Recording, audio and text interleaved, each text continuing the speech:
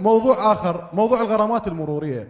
رئيس يعني هسه مثلا السياره تروح من بغداد الى الكوت وترجع عوده، يعني انا الشارع غير مؤثث واني مو موفر بنى تحتيه حقيقيه لسير المركبات، واني مو موفر كل شيء، بس انا مخلي كاميرا تلزم المواطن يعني تمص دمه. يعني مجرد انه واحد يجي يتحدث يقول لك انا عندي 18 مليون غرامه، انا عندي هالقد مبلغ غرامه، هذا مو منطقي. انا ايضا ادعو مجلس النواب للتدخل بهذا الموضوع من اجل تصفير هاي الغرامات، لان مو واقعي انه واحد سيارته سعرها 3 ملايين 4 ملايين عليه 19 و18 مليون غرامات. يعني هذا وين يروح؟ هو فقير زين. نعم. اوكي مو منطقي انا اليوم هنا كاميرا اخذت لي وبعد 100 متر نفس الكاميرا اخذت لي على نفس المخالفه، وبعد هو اللي جاي 500 متر صح. اخذت لي مخالفه. صح. كل دول العالم هذا ما موجود. ايضا في كل دول العالم السياره مال المواطن مظلله والسياره الحكوميه ما تتظلل.